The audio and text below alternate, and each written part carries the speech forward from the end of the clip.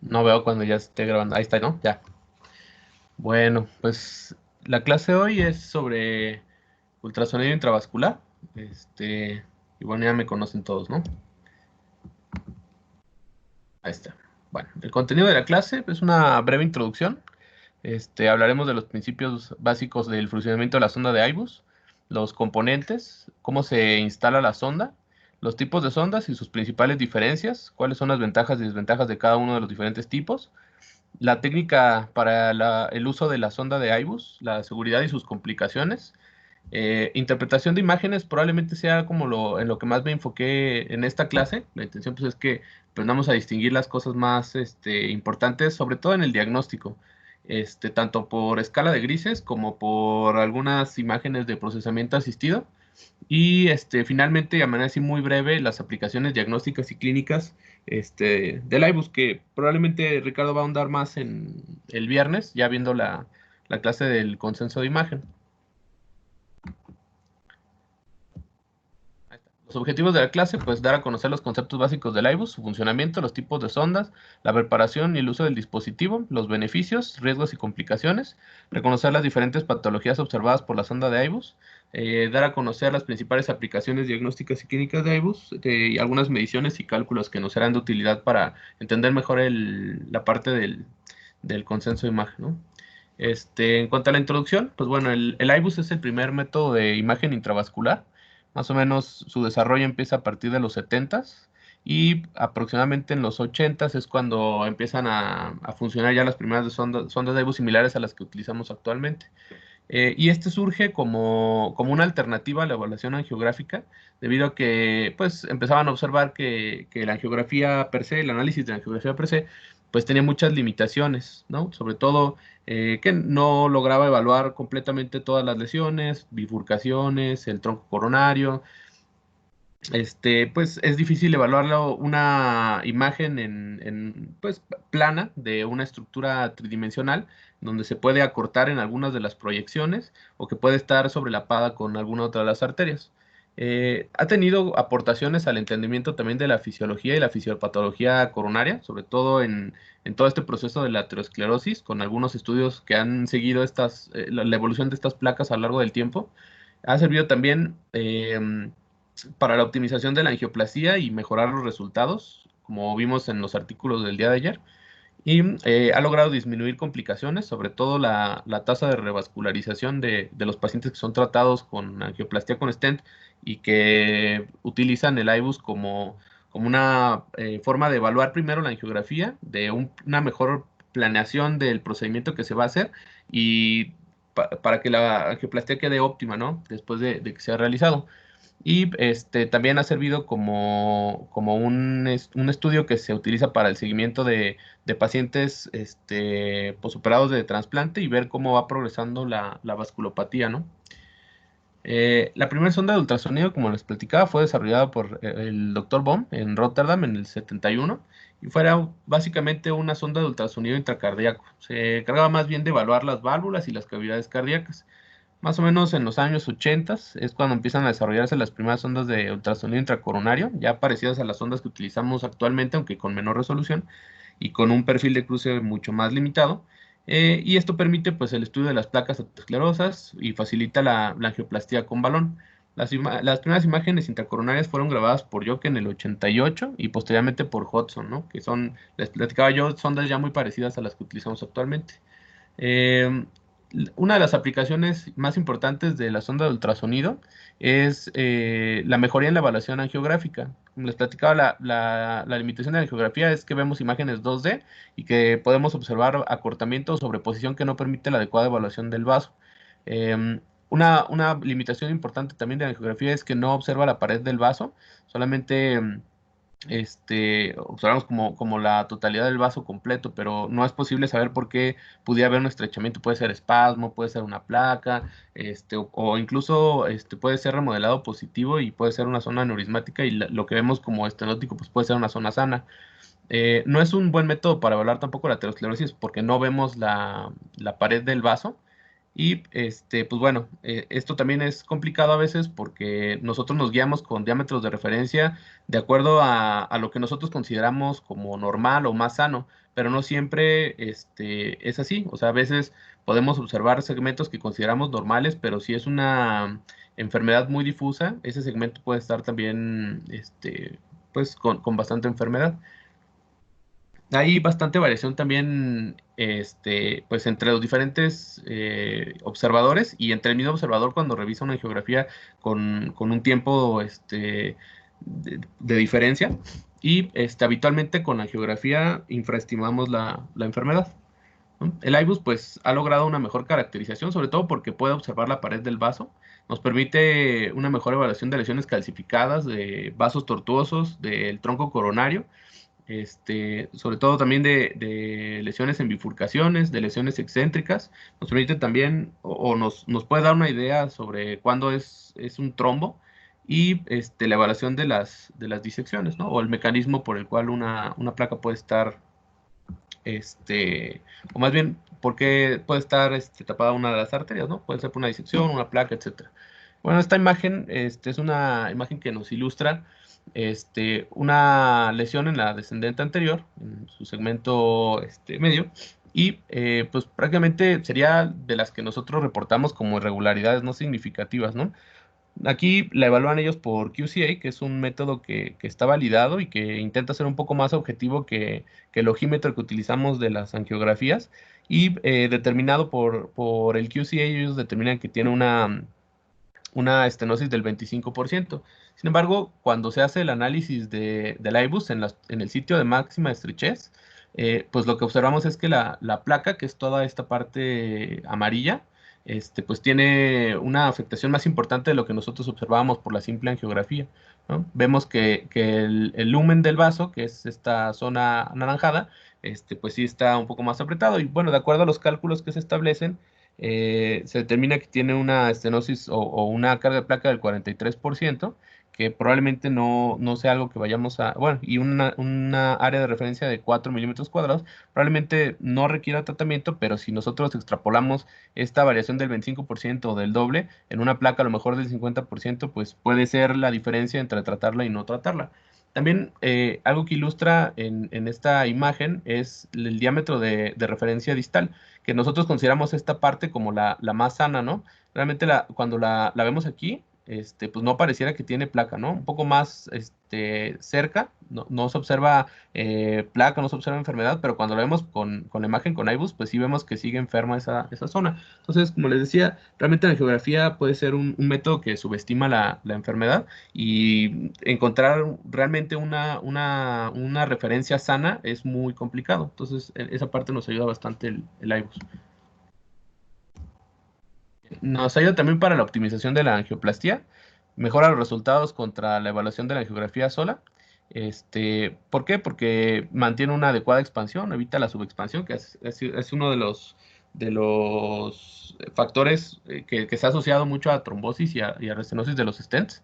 Evita que caigamos o que la zona de aterrizaje del stent sea en una placa residual, que bueno, esto lo veremos con Ricky, ¿no? Pero que no quede más del 50% de placa, que no haya disecciones mayor a dos milímetros de longitud o con una angulación mayor a 60 grados. Podemos observar la protrusión de la placa o la presencia de trombo, y el mal posicionamiento o aposicionamiento del stent, que también se ha visto como factores que influyen en la trombosis del stent. Entonces el IBUS nos permite hacer una evaluación mucho más completa de nuestra angioplasia y una optimización del resultado. Entonces, en cuanto a los principios básicos, la sonda de ultrasonido, pues bueno, es un catéter que en su punta tiene un transductor que genera las ondas de ultrasonido. Estas ondas de ultrasonido se envían, digamos, en 360 grados. Les voy a explicar un poquito ahorita con cada una de las diferentes ondas cómo se hace. Y, digamos, se reflejan en la pared del vaso. Son captadas nuevamente por la sonda. Ahí se amplifica la señal y se envía hacia la consola, en donde se lleva a cabo un procesamiento, un filtrado y una conversión hacia las imágenes que podemos observar ya mostradas en el monitor de nuestra consola. Eh, Aquí, pues, esta imagen muestra más o menos la correlación histológica de un corte de una arteria coronaria y cómo se vería por ultrasonido. Aquí, pues, algo importante a mencionar es que, pues, a pesar de que la sonda del ultrasonido nos ayuda a una mejor evaluación, tampoco es 100% perfecta y hay ocasiones en las que no se logra determinar bien em, la pared del vaso o el borde de la placa. Y para esto es que se han desarrollado otro tipo de procesamiento de imagen que nos ayuda a determinar principalmente el tejido del que está hecho la placa, y también a distinguir mejor el tejido cuando a veces por la escala de grises no es tan sencillo de establecer. Entonces, algunos de estos procesamientos de imagen que tenemos para apoyarnos en esa situación son la histología virtual, el IMAP, la refractaridad integrada y la ecogenicidad. Cada uno de estos diferentes procesamientos de imagen está habitualmente en diferentes tipos de sondas de ultrasonido, pero realmente es muy similar la ayuda que nos pueden brindar. La que está más estudiada y de la que probablemente hablemos un poquito más es la histología virtual. En cuanto a la calidad de imagen que nos permite la sonda de ultrasonido, esta va a depender de la resolución espacial y esto depende mucho del tipo de sonda que nosotros utilicemos y de los hertz que pueda mandar en el haz de onda, ¿no? Habitualmente van entre 20 y 60 megahertz. Los de 20 son los que tienen menor resolución, los 60 son los que tienen mayor resolución. Por ejemplo, cuando tenemos una sonda de 20 megahertz, lo que vamos a distinguir es hasta 30 micras, 39 micras. Y cuando tenemos una sonda de 60 megahertz, logramos distinguir estructuras o partes del vaso hasta de 13 micras. Esto nos va a permitir tener un tipo de resolución axial y un tipo de resolución lateral. Importante aquí es establecer que los haces del ultrasonido inicialmente son paralelos a la sonda de ultrasonido, pero conforme van aumentando su distancia de la sonda de ultrasonido empiezan a diverger. Entonces, la resolución que está inmediatamente paralelo, que es el campo cercano, nos permite una resolución mucho mayor, más o menos 2 a 5 veces los límites más bajos de resolución, que son entre 40 y 150 micras. Y la resolución lateral, que les digo, es ya cuando empiezan a diverger los haces, va entre 200 a 200 micrones. También esa es como la resolución que depende principalmente de la sonda de ultrasonido, pero también existe una resolución que depende del procesamiento de la imagen. Y esta es la resolución de contraste o el rango dinámico, que es la distribución de la escala de grises de acuerdo a la señal que está recibiendo la sonda de ultrasonido. Siendo que entre más bajo sea el rango dinámico, vamos a verlo prácticamente en blanco y negro, y entre más alto sea el rango dinámico, va a haber una mayor escala de grises y podemos tener una mejor visualización de las estructuras. Aquí, el diseño de las sondas de ultrasonido. Estas son, la de arriba es el OptiCross de Boston, que tenemos nosotros ahí en el hospital, y la de abajo es la de Eagle Eye y Vulcano. Que bueno, les platicaba yo, tiene una sonda de ultrasonido miniaturizado en la punta del catéter, o a algunos centímetros de la punta del catéter, y la consola en donde se reconstruye y se muestra la imagen. Ambas sondas son compatibles con guías coronarias 014. Em, en cuanto a la de arriba, que es la de Boston, tiene hasta 15 centímetros de pullback o de una corrida que podemos grabar. Habitualmente cuando grabamos y se termina, bueno, hay que nuevamente armar la consolita, el retractor, y terminar la corrida hasta el ostium, ¿no? Tiene más o menos 23 centímetros de un recubrimiento hidrofílico que permite una mejor maniobrabilidad a través de vasos pequeños, tortuosos, o angulados. Em, Tienen ambos una zona de intercambio rápido corto. A diferencia de los balones que utilizamos, más o menos están a 1.5 centímetros el de Boston, y el de Eagle está un poquito más largo, y eso permite que tengas un mejor empuje y que tengas una mejor maniobrabilidad, ¿no? Pero bueno, este intercambio rápido permite también que un solo operador pueda utilizarlo con mayor facilidad. Ambos son compatibles con catéteres 5 y 6 French, ¿no? Que se los voy a dar un poquito más adelante. Entonces, este es un video, más o menos dura como unos 4 minutos, de cómo se arma la sonda de Opticross. Entonces, se los voy a ir narrando yo más o menos, ¿no? La parte probablemente más complicada sea colocar la bolsita en la consolita que nos dan de ahí los operadores, ¿no? Vamos a tener esa parte, vamos a tener el riel, en donde se monta la consola para hacer el pullback, y donde también nosotros vamos a poder manipular cuando se empiece la imagen.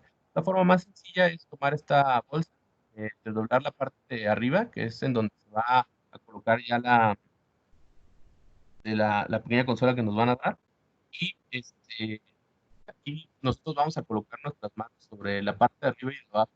Tiene una etiqueta que dice esta parte va a ser, y la intención es que cuando nos pasen esta consola para hacer la retracción, quede justo con el plástico para que podamos ensamblarlo a la sonda.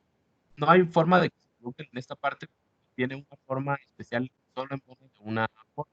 Posteriormente ellos toman las dos eh, etiquetas que tiene, y con eso ponen el resto del cable para que hagamos el material completamente. La sonda se prepara mediante dos jeringas, una llave de 3 vías y una extensión corta. Con las jeringas hay que llenarlas con solución heparizada, que es la solución que utilizamos nosotros, y con esta vamos a purgar el sistema. Sobre todo esta de Boston, que es una, bueno, ahorita les voy a hablar un poquito más de este tipo de sondas. Es una sonda rotacional y es muy frecuente que estas se llenen de burbujas y que eso no nos permite una mejor visualización de la imagen. Entonces, por eso es muy importante que purguemos el sistema completo. Entonces, conectamos las dos jeringas a la llave de 3 vías, posteriormente a la extensión corta, y después esta se conecta hacia la sonda. Lo que estaba escrito ahí en lo que yo encontré, las recomendaciones del proveedor, que purgáramos al menos con dos jeringas o tres de la de tres CCs completos para que vemos que no queden burbujas residuales. Entonces, la intención de que quede en esta eh, llave de 3 vías es que ya no estemos desconectando el sistema y que hagamos la purga con la de 3 CCs, que nos permite una menor resistencia y que sea más rápido la purga, y con la otra de 10 CCs podamos rellenar la jeringa de 3.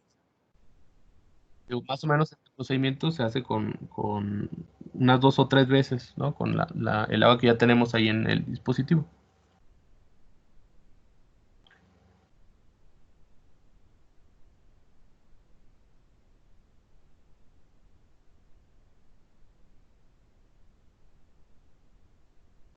Normalmente después de hacer este procedimiento, después de la primera jeringa, vamos a empezar a ver que a través de la sonda tenemos ya un goteo de líquido, ¿no? De todas maneras, les digo, lo que recomienda el proveedor es que se haga al menos 2 o 3 veces la purga completa, ¿no?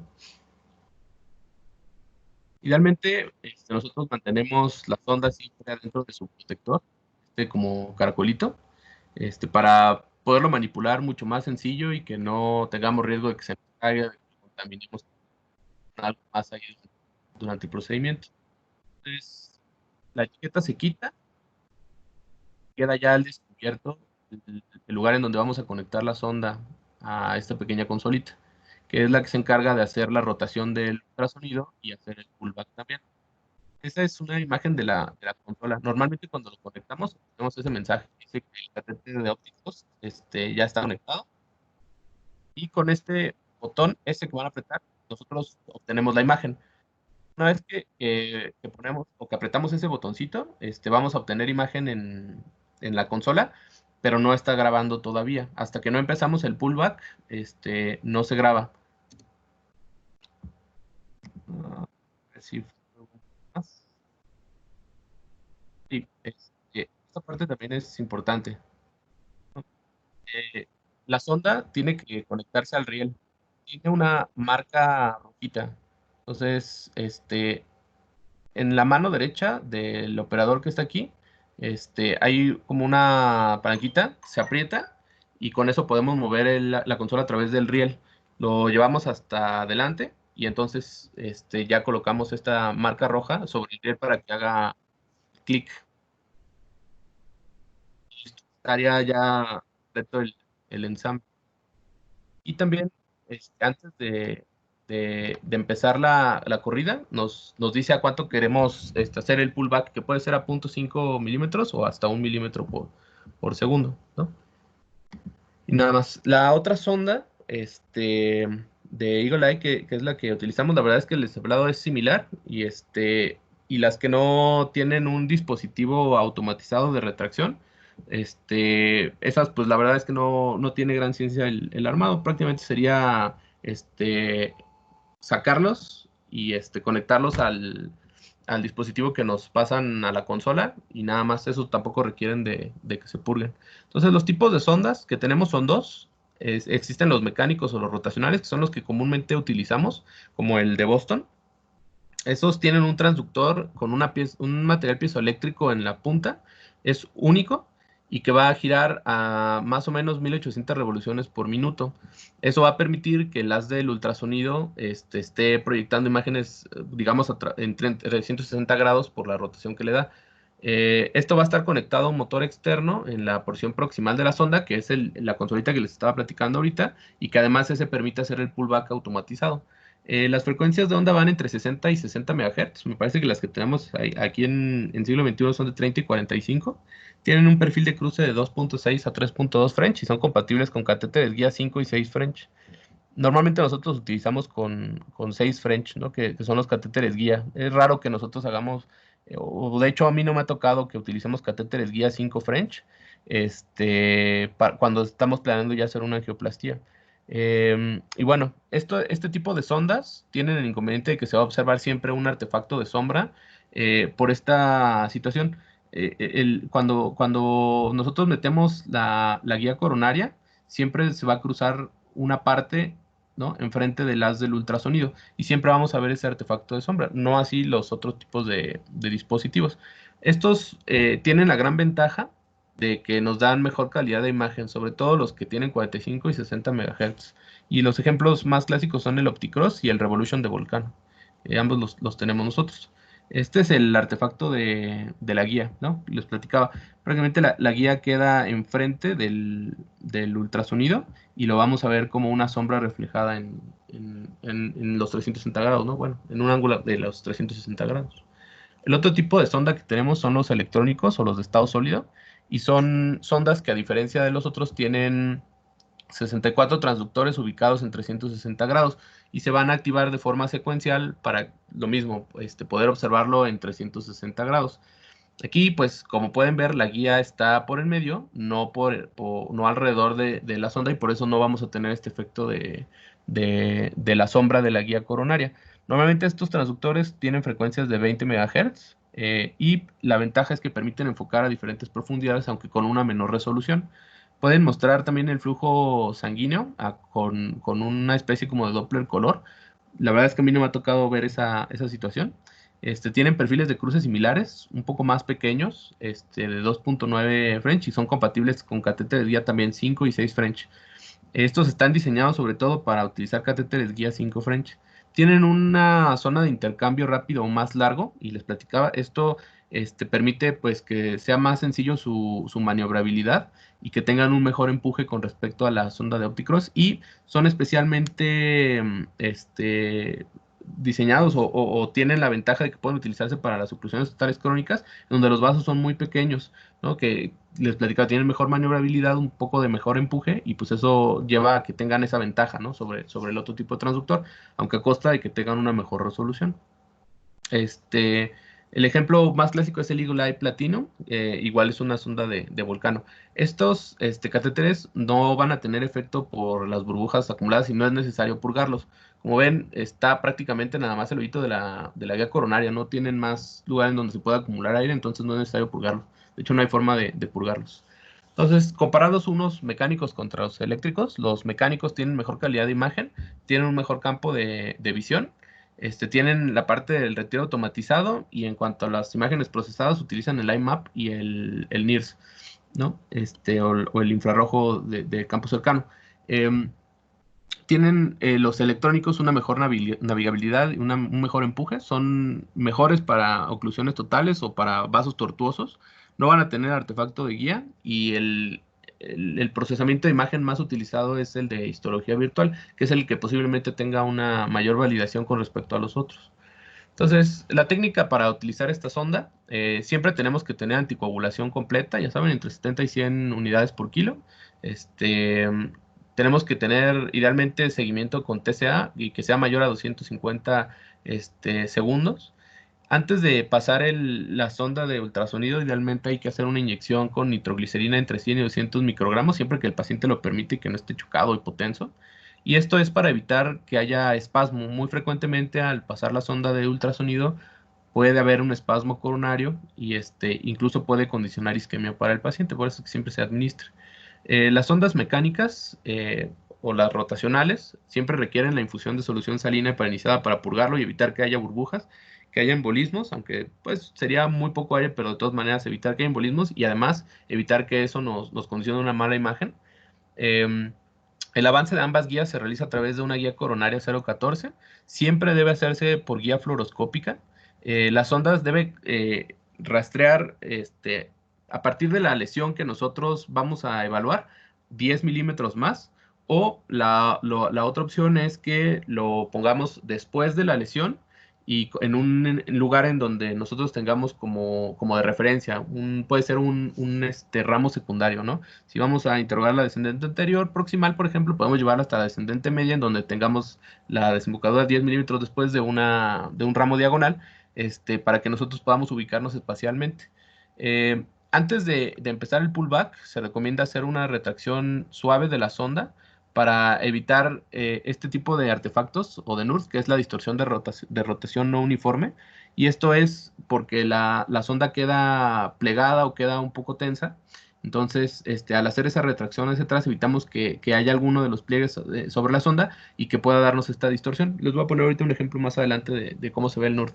La retracción debe ser uniforme.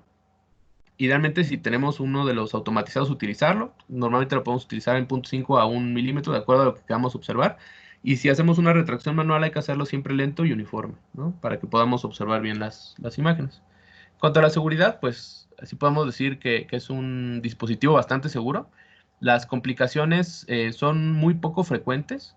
La más frecuente es el espasmo transitorio, que resuelve con la administración de nitroglicerina. Habitualmente el paciente está asintomático y no hay que hacer nada más. Hasta el 2.9% de los casos se llega a reportar. Puede haber oclusión aguda debido a disección o embolismo del vaso en 0.4%.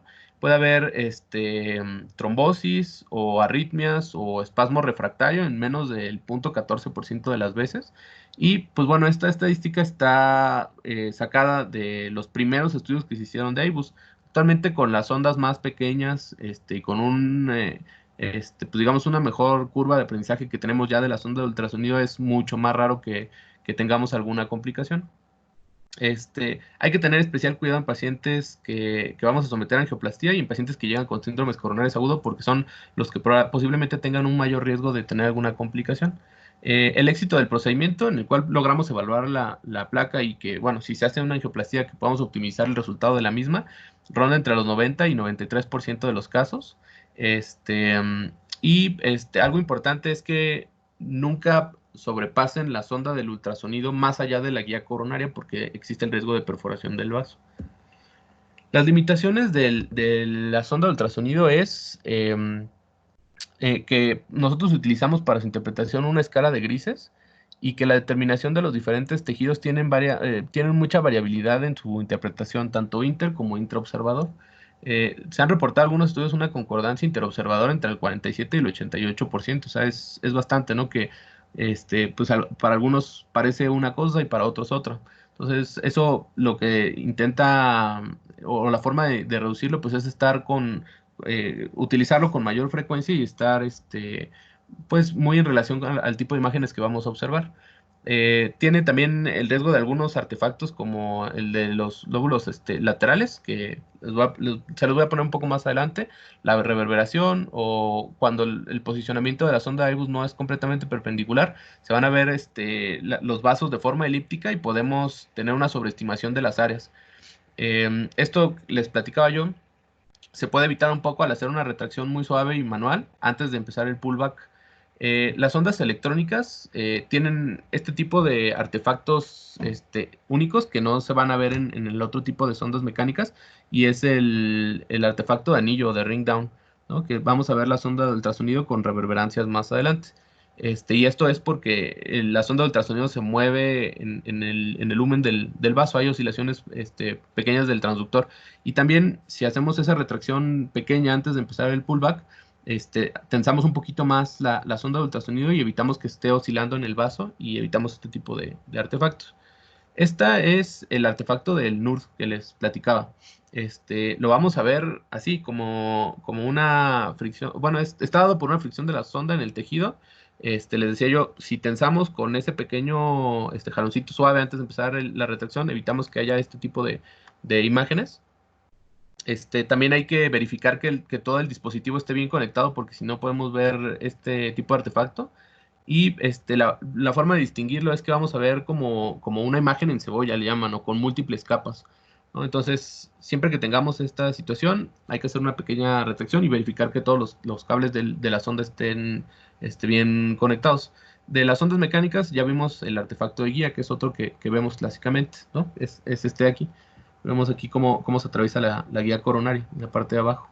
Entonces, estos son otro tipo de artefactos que les estaba platicando previamente, y que se pueden ver en ambas sondas. Bueno, este de aquí, el artefacto de halo, está dado por burbujas en el dispositivo, solamente se ven en las mecánicos, y la forma de evitarlos es purgando, ¿no? Y son estos como arillos que se ven después de la sonda del ultrasonido, ¿no? El resto de los artefactos se pueden ver en ambas ondas. Puede ser el de ruido de radiofrecuencia, y es cuando hay más dispositivos conectados en la sala. Pueden hacer interferencia con la sonda de ultrasonido y verse como estas sombras alrededor del vaso. El problema pues es que no nos permite una adecuada visualización de la pared del vaso, ¿no? Entonces es por interferencia con otros dispositivos, e idealmente hay que apagar esos dispositivos o llevarlos fuera de la sala para que no hagan interferencia. Este otro tipo de artefacto es el de gorra blanca, y se ve cuando hay imágenes de calcificación o de stents, y se va a ver como un reflejo de la misma calcificación o del stent fuera de la pared del vaso. El nude, que ya es el que ya platicamos, es esta imagen como en cebolla, y está dado por un plegamiento de la sonda o porque está mal conectado. Y pues bueno, hay que verificar esa situación antes de continuar con las imágenes.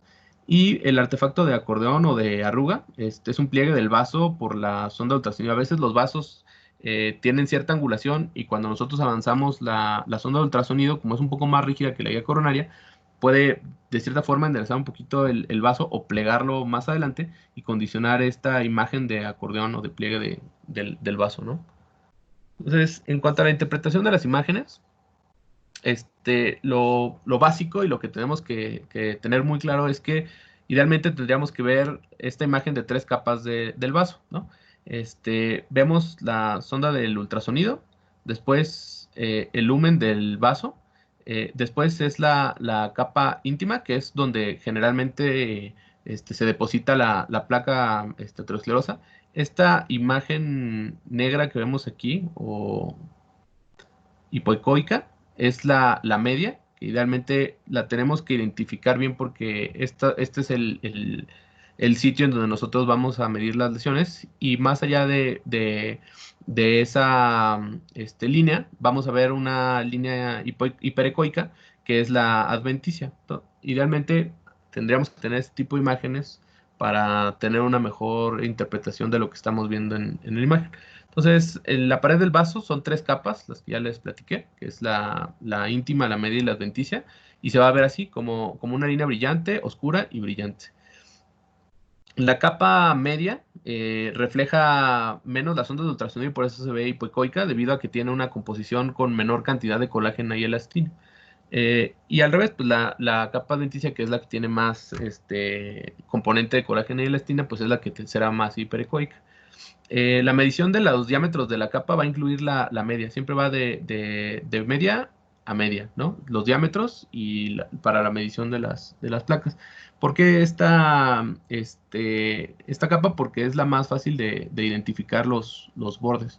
Y a pesar de que incluimos un poco más de lo que deberíamos incluir, realmente es mínimo la variación que tenemos a que si lo midiéramos con la transición entre la íntima y la media. Pero es mucho más fácil de identificar la otra. Y bueno, esa transición entre la línea media y la adventicia es la membrana externa, que lo vamos a ver un poco más adelante, ¿no? En cuanto a las placas ateroscleróticas, van a condicionar que se acumule toda esta pues, placa en la íntima, ¿no?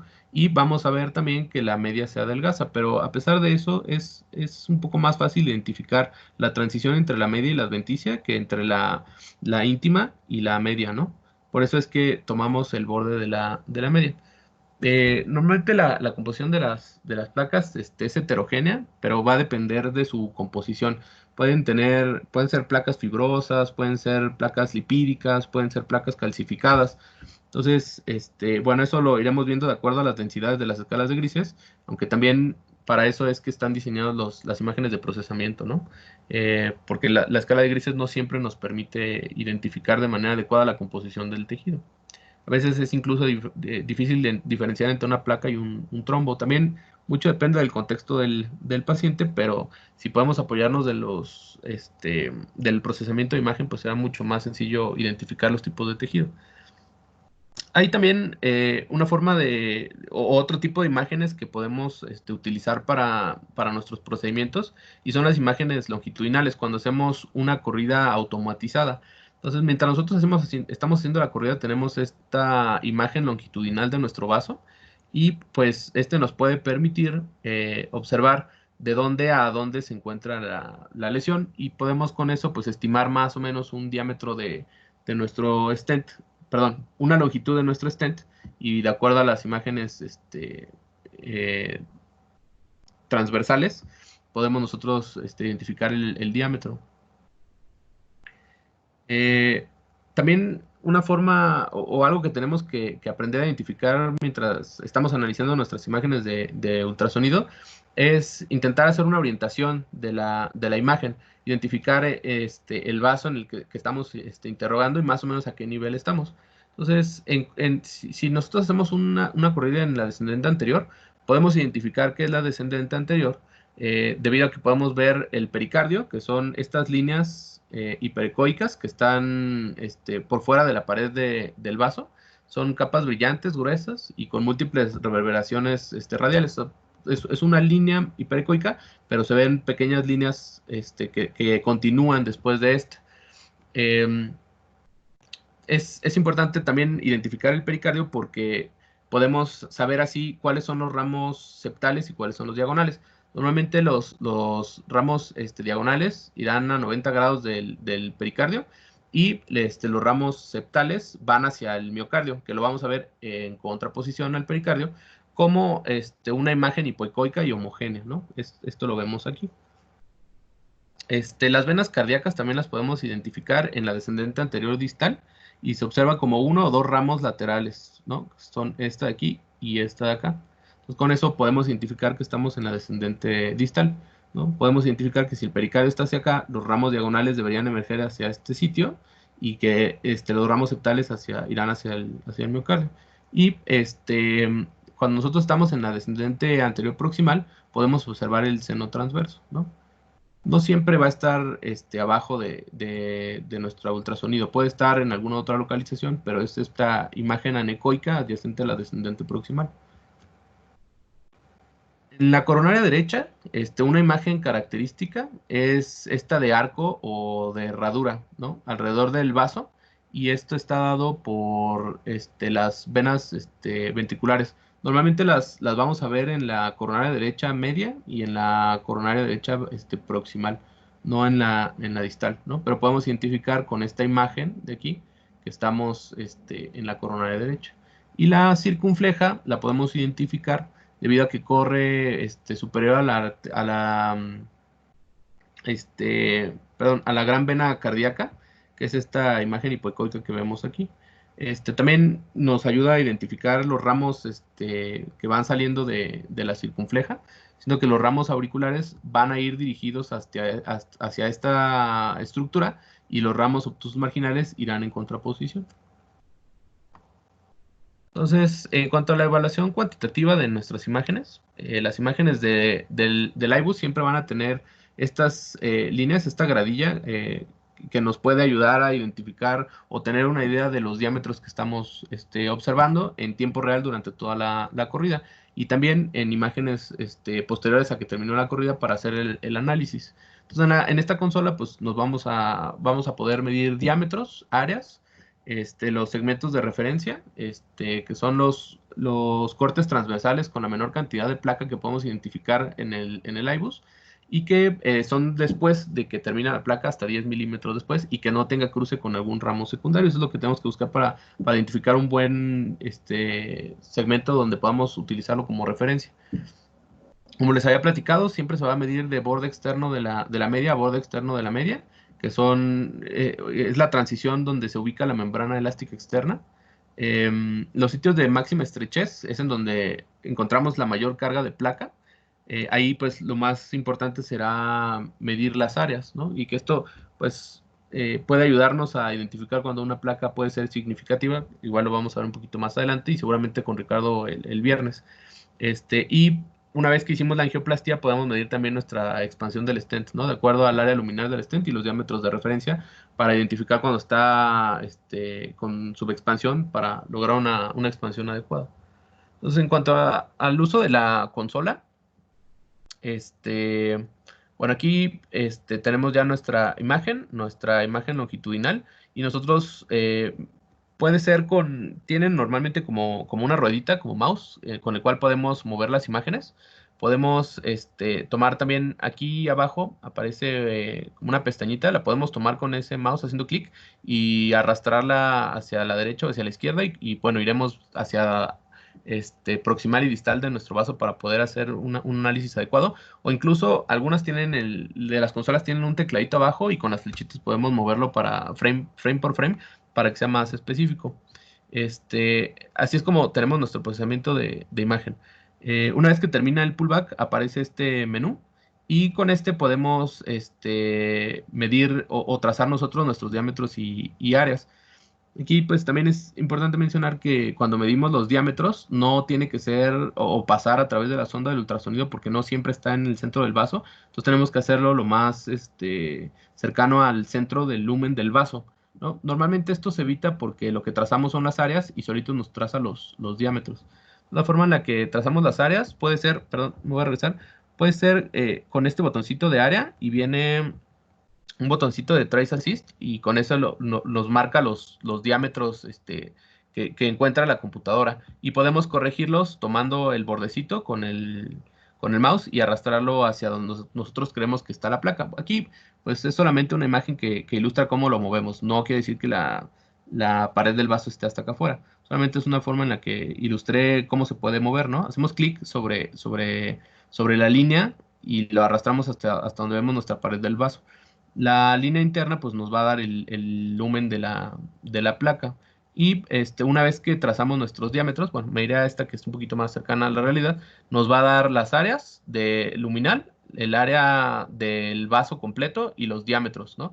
Estos diámetros son importantes porque nos pueden ayudar a identificar el diámetro del stent que vamos a utilizar. Entonces, aquí pues los diámetros del vaso son de 3.7 por 4.0. Entonces nosotros sacaremos un promedio de estas dos mediciones y puede ayudarnos a saber qué tipo o qué diámetro del stent podemos utilizar, ¿no?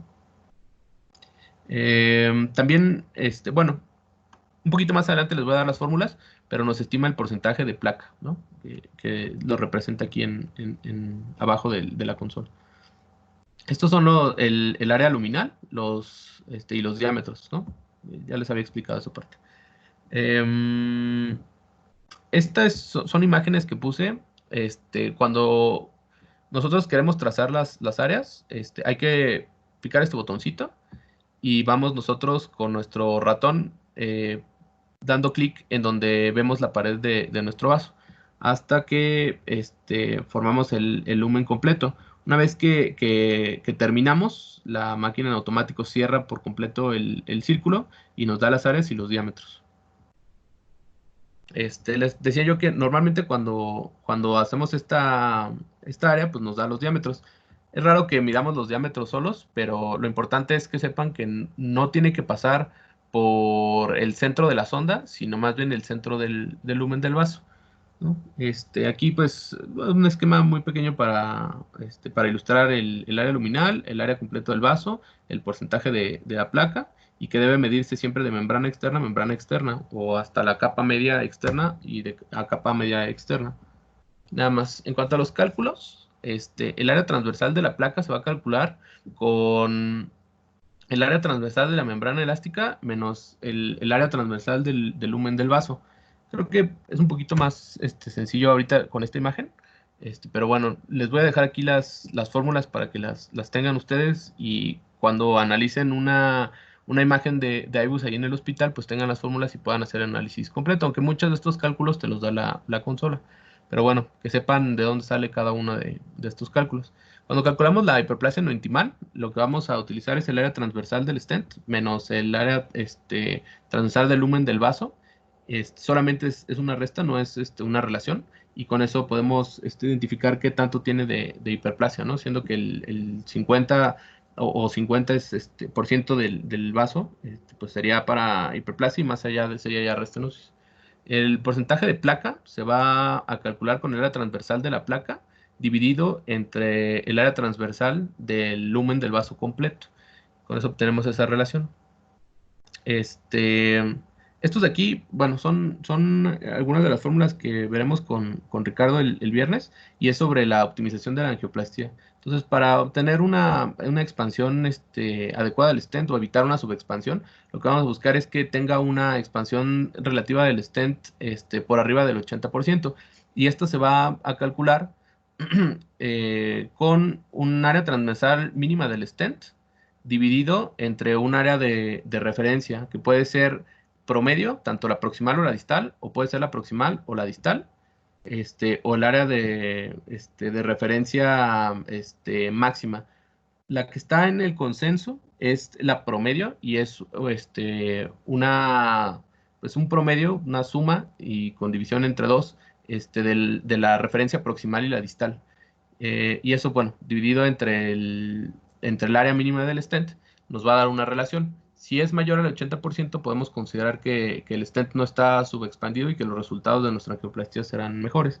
De acuerdo a lo que estábamos viendo ayer, pues bueno, se proponía nuevo protocolo de IBUS, llevándolo hasta más del 90%, ¿no? Y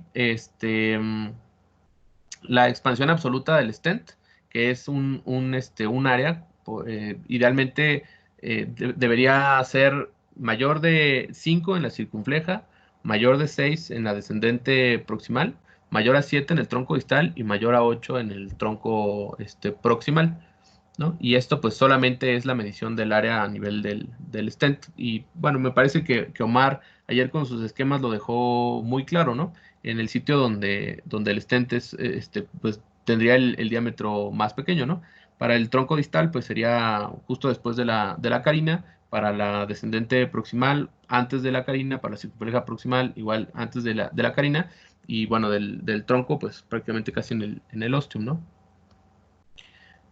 Pues bueno, estas son unas imágenes solamente para mostrar un poquito más sencillo de dónde va saliendo cada uno de estos cálculos. Se los dejo igual para que lo revisen con más calma más adelante. Otro tipo de cálculos que podemos hacer es el remodelado arterial. Y pues bueno, el remodelado arterial es una respuesta bidireccional del vaso a cierta enfermedad, que puede ser un aumento o disminución del tamaño del vaso, sobre todo cuando hay aterosclerosis, aunque no es la única condicionante de remodelado. Nosotros, como lo vamos a medir, idealmente deberíamos hacer un IBUS en un tiempo y más adelante, unos meses o semanas después, hacer otro IBUS para hacer una comparación. Sin embargo, pues esto es pues más riesgoso para el paciente, existe pues o sea, tener nuevamente un acceso, riesgo de sangrado, etcétera. Y lo que se ha intentado utilizar es en un mismo procedimiento, compararlo con un segmento sano, aunque no es lo más adecuado, pero bueno, es la forma en la que se mide.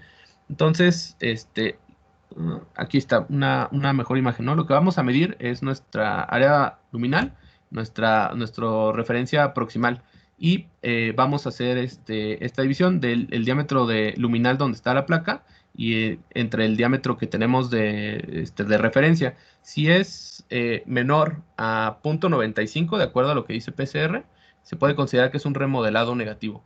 Y si lo tenemos mayor a 1 o a 1,5, de acuerdo a lo que dice PCR, es un remodelado positivo. Es importante identificar el remodelado positivo porque es el que más se ha identificado a riesgo de complicaciones o efectos adversos, o más bien eventos cardiovasculares mayores. Entonces, por eso sería adecuado identificarlo en los IBUs que hagamos nosotros. Y pues bueno, se ha considerado que es de peor pronóstico cuando hay remodelado positivo, debido a que los cortes histológicos han observado que hay una mayor cantidad de proceso inflamatorio, de marcadores inflamatorios, de núcleos lipídicos grandes, la media está mucho más adelgazada y hay una disminución importante de las células musculares y eso pues bueno va a predisponer a que esa placa se pueda romper con mayor facilidad y a que tenga pues desenlaces adversos peores, ¿no? A largo plazo. Entonces, pues bueno, está en mayor relación con síndromes coronarios agudos y esto por la ruptura y la presencia de trombo. Entonces, pues bueno, normalmente nosotros no lo hacemos, pero podría ser importante en esas lesiones que pues consideramos como no significativas o intermedias. Podríamos hacer análisis del remodelado y también, pues bueno, de cierta forma identificar las placas que podrían ser con mayor riesgo para el paciente para que tenga un tratamiento óptimo, ¿no? Y pues bueno, esa es la formulita de G nuevamente, ¿no? Eh, También en cuanto a la evaluación de la placa, pues la otra parte es la cualitativa, ¿no? Que nosotros logramos identificar la composición de la placa. Es a veces complicado solamente con la escala de grises y para eso vemos más adelante algunos de los procesamientos especiales. Em, Aquí es importante que, debido a la resolución del IBUS, los cambios tempranos como las líneas grasas no se pueden observar y que nosotros vamos a comparar la ecogenicidad del tejido que queremos saber qué es, de acuerdo a la adventicia, ¿no? Va a ser nuestra referencia, la adventicia. Entonces, la calcificación, que todos estos ejemplos son de lesiones calcificadas, van a ser imágenes que vamos a ver como hiperecoicas, con una sombra acústica. Por ejemplo, aquí lo vemos, ¿no? Esta línea hiperecoica y que más allá de esa línea ya no vamos a observar nada. Esa es la sombra acústica, que habitualmente tiene reverberaciones o pequeñas líneas que continúan, ¿no? Por ejemplo, en esta imagen, ¿no? Vemos aquí el calcio y vemos estas líneas pequeñitas que van después, ¿no? Pero ya no logramos ver más allá de esa calcificación. Entonces, este es un ejemplo muy clásico de la calcificación con su sombra acústica y algunas reverberaciones, ¿no? En cuanto a la calcificación, lo que vamos a evaluar nosotros es la presencia o ausencia de calcio, la profundidad en donde está localizado ese calcio y el grado de circunferencia que va a abarcar. Esto es importante porque nos ayuda a planear un mejor procedimiento si es que lo vamos a intervenir. También es importante saber que el grosor del calcio no lo podemos identificar por IBUS, solamente vamos a ver el borde proximal del calcio y más allá de eso es la sombra acústica y no podemos verlo. Por ejemplo, en esta imagen donde vemos este nódulo, ¿no? Vemos solamente un pequeño borde del calcio, pero no logramos ver el nódulo completo. Entonces, esta es una imagen que muestra así muy bonito cómo es que el grosor del calcio no lo vamos a identificar por el IBUS. En cuanto a la profundidad, aquí pues me surgieron ciertas dudas, ¿no? Me parece, de acuerdo a lo que dice PCR de estas imágenes, es que las tres de arriba son imágenes de calcio superficial. Y la forma en la que lo identificamos es que va a estar el calcio más, sí, pues más allá de la mitad de la íntima hacia la media, o por fuera del lumen del vaso, más pegado hacia la adventicia, intentando explicar un poco más sencillo. Y si está más pegado hacia el lumen del vaso, hacia la íntima, entonces lo consideramos como profundo. Les decía, estas tres imágenes lo marcan en el PCR como una imagen de calcio superficial, aunque realmente aquí, si lo observamos, pues cumple más una definición como de calcio profundo, está más hacia el lumen del vaso, muy separada de la adventicia. El resto de las imágenes sí parece que está más hacia la adventicia y pareciera superficial, ¿no? Incluso estas de aquí abajo, las marcaba como profundas, a mí me parece que están más hacia la superficie del vaso, ¿no? No tanto hacia el lumen. Entonces, pues bueno, digo, aquí me surgió esa duda, pero la forma en la que nosotros lo identificamos es de acuerdo a la localización entre si está más hacia el lumen o hacia la adventicia del vaso, ¿no? Si está hacia el 50% más hacia el lumen, idealmente lo consideramos como calcio profundo, y si está más pegado hacia la adventicia, pues sería calcio superficial. Esta parte también es importante para la planeación de los procedimientos porque el calcio superficial se comporta de una forma distinta perdón, el profundo se comporta de una forma muy distinta al superficial. El superficial es el que normalmente vemos y es el que utilizamos rotablación o catéteres, perdón, balones de corte. El profundo es un poco más difícil de tratar y no siempre responde tan bien. Entonces, el resto de la evaluación de estas placas son placas, podemos identificar placas fibrosas densas o placas lipídicas o placas mixtas. Son como los 4 tipos de placas que podemos evaluar con la escala de grises. Las calcificadas, las fibrosas densas, las lípidas o placas suaves y las mixtas, en donde ningún tipo de los previos predomina más del 80% de la placa.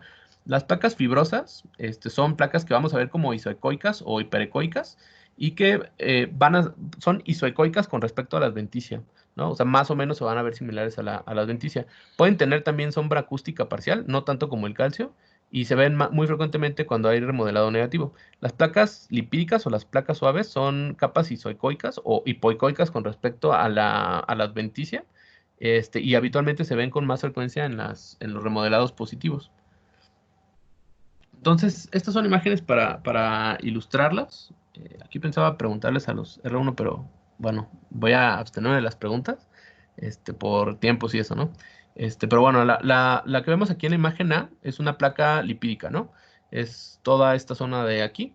Con respecto a la adventicia, que es esta línea hiperecoica, se ve pues hipoecoica o con menor densidad, ¿no? Podemos identificar que es lipídica. Esta segunda es una placa fibrosa. Con respecto a la adventicia, pues se ve un poco menos hiperecoica, pero se ve una capa más blanquecina, ¿no? Por hablar de alguna forma. Si fuera más que la adventicia o al menos igual que la adventicia, pues más bien pensamos en que es un tipo de calcificación. ¿Cómo identificamos o diferenciamos entre la calcificación y las fibras densas? Pues tienen más sombra acústica la calcificación, algunas reverberancias. La fibrosa no va a ser así. Puede dar una sombra acústica muy pequeña, pero solamente es parcial, ¿no? Eh, Aquí, pues bueno, la C es una calcificación más profunda y esta una calcificación más superficial. Esta imagen es una imagen que muestra una calcificación 360 grados, prácticamente en anillo. La F muestra una placa fibrosa, muy parecida a la que vemos aquí arriba, ¿no? En cuanto a densidades. En la G vemos esta placa lipídica y esta zona que vemos aquí, hipoecoica, suele sugerirnos un core necrótico. Esto es importante identificarlo porque son las placas vulnerables o las que con mayor frecuencia se rompen.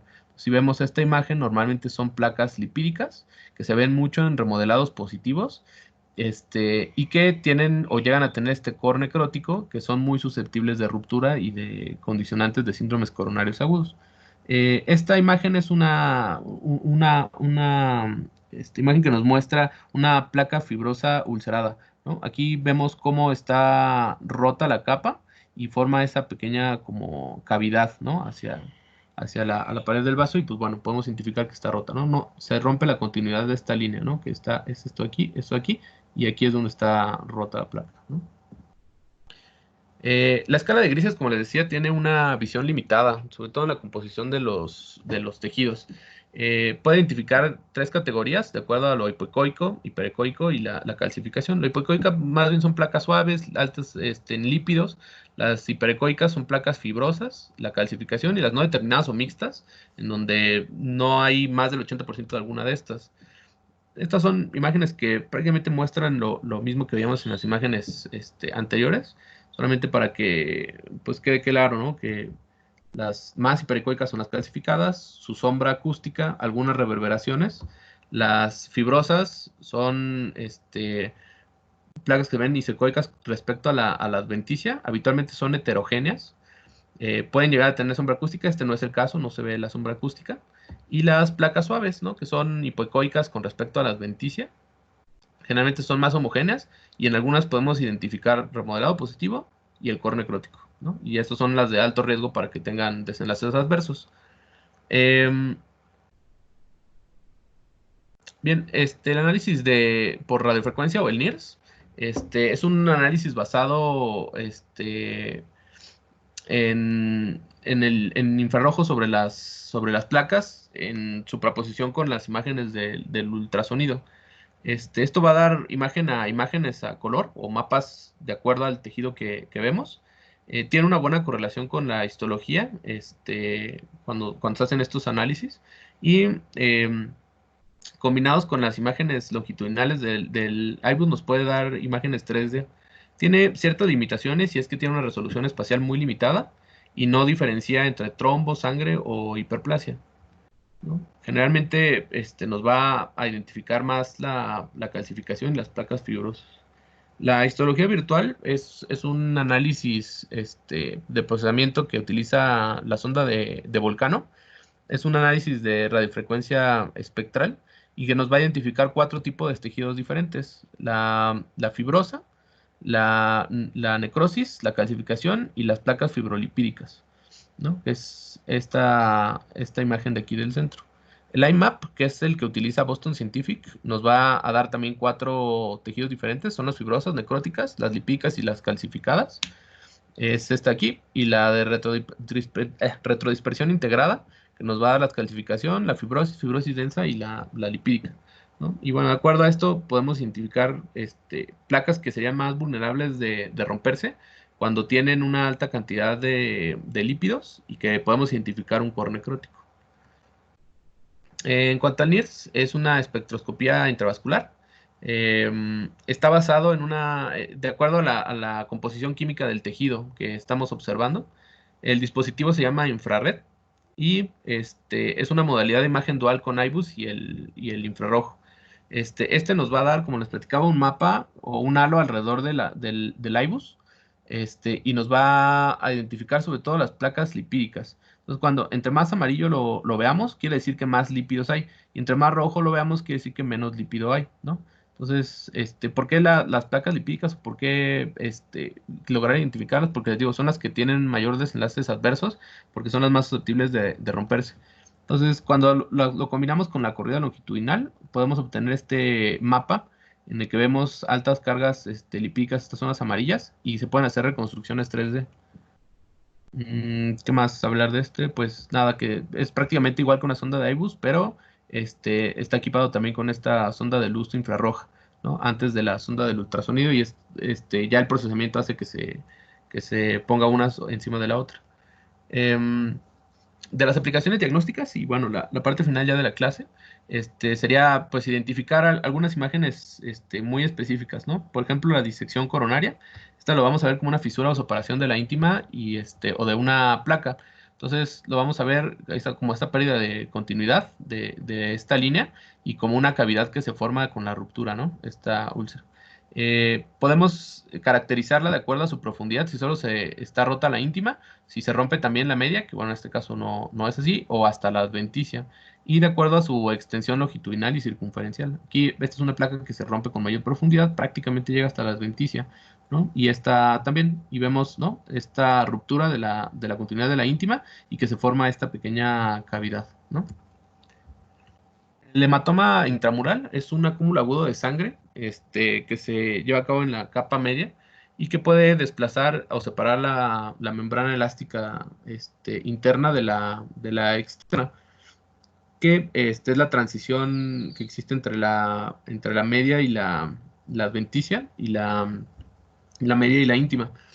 Lo vamos a ver como esta imagen de semiluna homogénea, hiperecoica, y que en ocasiones puede llegar a verse muy heterogénea si se hacen inyecciones con medio de contraste.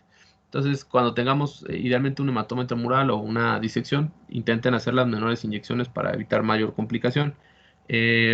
Estas imágenes de hematoma intramural es frecuente que las veamos mientras estamos haciendo una angioplastía de una oclusión total crónica, porque es frecuente que lastimemos la pared del vaso y que se formen estos hematomas.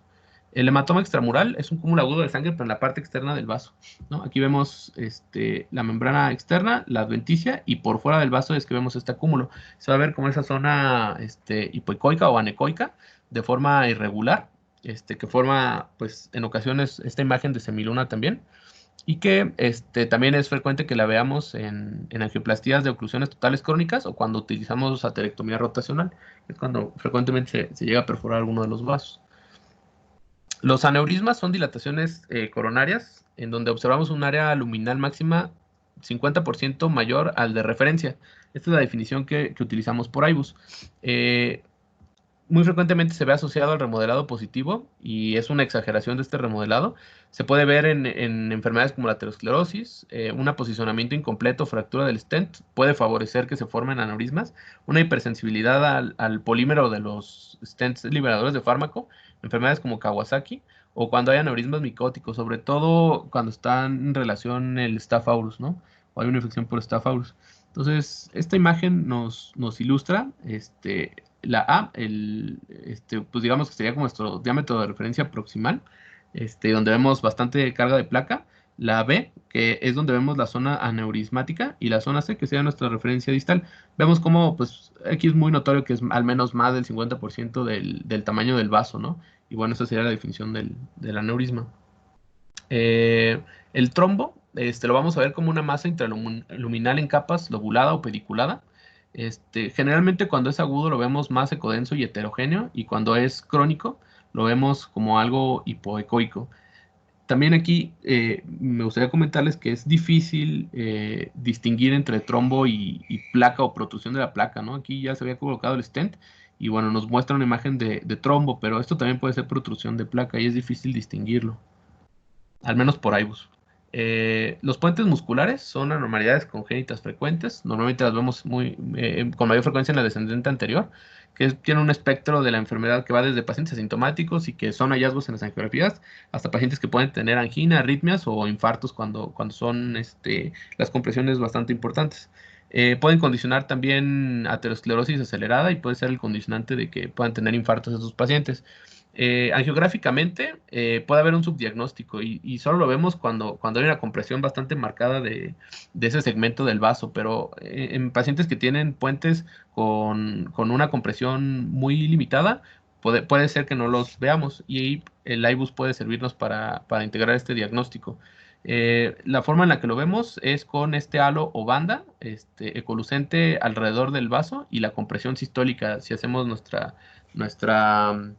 imagen en tiempo real. Entonces, aquí lo vemos en diástole y aquí durante la sístole y vemos cómo se comprime bastante el lumen del vaso. En cuanto a la placa vulnerable, les decía yo que se asocia mucho a remodelado positivo, a placas hipoecoicas o altas en grasa y que tienen una capa fibrosa bien formada pero muy delgada o que generalmente es delgada.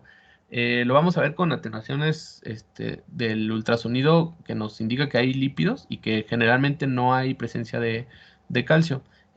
Podemos observar esta imagen nuevamente hipoecoica en el centro de la placa y esto nos habla del core necrótico, ¿no? Estos son una placa alta en lípidos.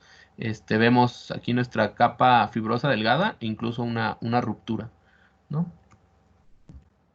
Las placas de fibroateroma de capa delgada son aquellas también que tienen una alta predisposición a ruptura y generalmente se definen por IBUS cuando tiene una carga de placa mayor al 40% y cuando hay un núcleo necrótico que está en contacto con el lumen del vaso y que es más del 10% lo que está en contacto. Estos hallazgos generalmente lo vemos en síndromes coronarios agudos y bueno, en donde yo lo encontré, hablan de la pancoronariopatía, y es que en pacientes que llegan con un síndrome coronario agudo, cuando les hacen IBUS de las tres arterias, es frecuente identificar varias placas de fibroateroma de capa delgada e incluso muchas con ruptura de la placa.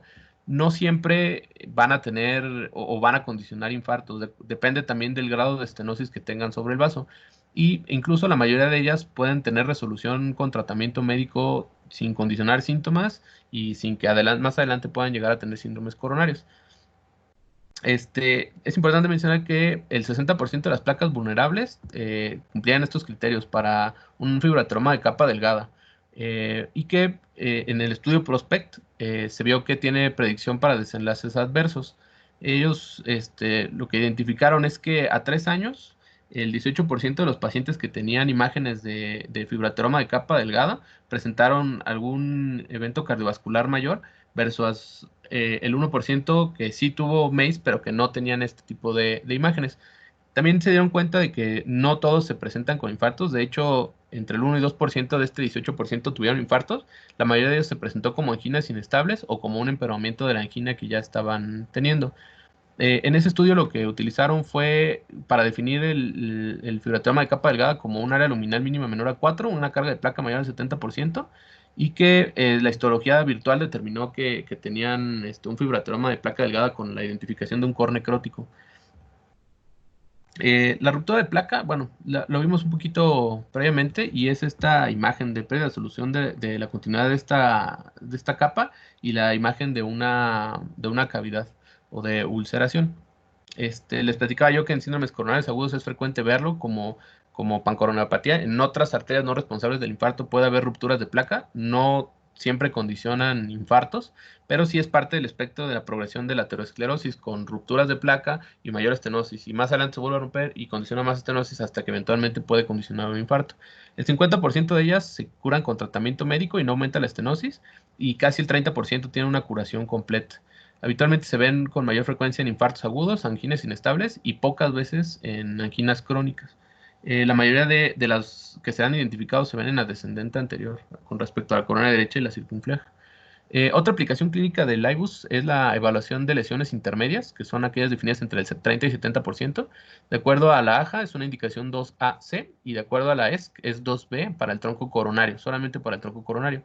Y pues bueno, los estudios que se han hecho para intentar identificar que un área luminal corresponda funcionalmente con el FFR, pues se han hecho varios estudios. No todos ellos han tenido una correlación bastante adecuada. Lo que se utiliza habitualmente es un área de mayor a 4 milímetros cuadrados, y esto tiene una precisión diagnóstica del 89% respecto a una reserva de flujo coronario mayor a 2. Eh, Comparado con FFR, que probablemente sea como el estándar de oro, se han hecho algunos estudios y se han identificado diferentes diámetros de acuerdo al diámetro perdón, diferentes áreas de acuerdo al diámetro del vaso. Entonces se ha estipulado que si el diámetro del vaso es menor a 3 milímetros, el área luminal que debería tener al menos por IBUS debería ser mayor a 2.4 milímetros cuadrados, y tiene una correlación del 66% en un área bajo la curva con respecto al FFR. En un diámetro entre el 3 y 3.5, idealmente debería tener mayor a 2.7 para diferirlo. Está con un poco de correlación mayor, del 0.71% en un área bajo la curva de ROC, y con un diámetro mayor a 3.5%, un área mayor a 3.6 para diferirlo, y bueno, con una correlación también más o menos del 70 o del 0.7 en una curva ROC, ¿no? Y pues vemos que la sensibilidad con respecto al FFR es del 64%, una especificidad muy parecida, y un área bajo la curva de 0.65. O sea, realmente la correlación que tiene con FFR no es tan buena. Sin embargo, seguidos al menos a 2 años, cuando se utiliza un área luminal mínima mayor a 4 milímetros para diferir una angioplastía, solo el 2.8% de estos pacientes tendrá o requerirá una revascularización de esa arteria a 2 años, ¿no? O sea, a pesar de que no correlaciona muy bien con el FFR, parece que diferirla parece o sugiere que sea seguro. En cuanto al tronco coronario, es una indicación 2AB en las guías coronarias, en las guías ESC. Idealmente utilizar liberadores de fármaco y el IBUS para guiarlo, ¿no? Que esa es la indicación 2AB, ¿no? Y utilizar el IBUS. Esto nos ayuda a evitar subexpansión, protrusión hacia la aorta, un mal posicionamiento, una evolución más adecuada del ostium de la circunfleja. Y lo que encontré pues es que no hay un consenso de área luminal mínimo para tratar el tronco, pero algunos estudios han propuesto un área luminal de 5.9 milímetros cuadrados o de 6. ¿no?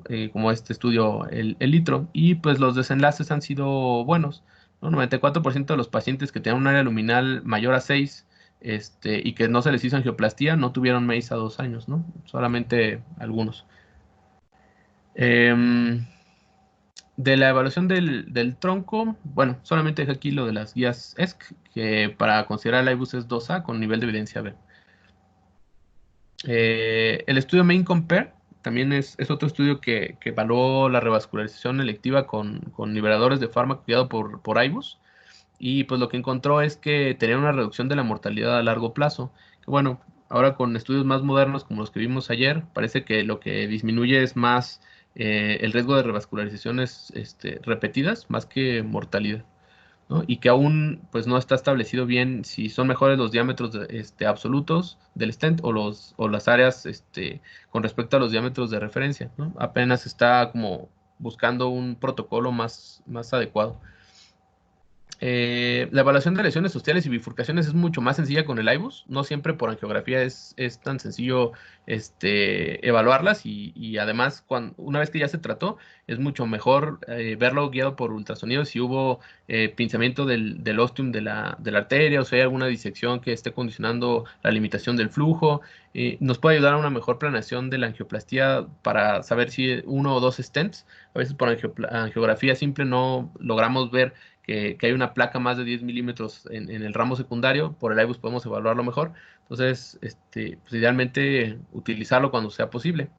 Una de las últimas aplicaciones que ha tenido el IBUS ha sido la evaluación de la vasculopatía del injerto.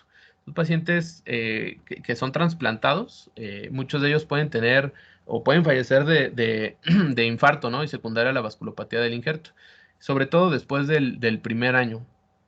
Este, Generalmente por angiografía subestimamos bastante esta enfermedad y pues bueno, ahora se propone que idealmente estos pacientes que están en seguimiento del trasplante deberían ser sometidos a IBUS y documentar una progresión rápida, ¿no? del engrosamiento de la íntima, que se define como un engrosamiento intimal mayor a 0.5 milímetros en un año, y esto pues bueno nos predice desenlaces adversos e incluso mortalidad a corto plazo de estos pacientes. Entonces, la idea de ver esta diapositiva pues es quedarnos con la idea de que el IBUS es una alternativa que deberíamos utilizar en pacientes trasplantados. Aquí en siglo XXI sí hay varios que van a sus cateterismos de seguimiento y que, pues bueno, podríamos sugerir el uso de IBUS para identificar una mayor extensión de la enfermedad que por angiografía simple no logramos ver. La bibliografía, pues, en la que me basé fue el PCR, el Topol, y les decía, no quise abarcar mucho de lo que está en el consenso de imagen para que Ricardo pueda dar más tranquilo el viernes. Pues nada más. Lo bueno es que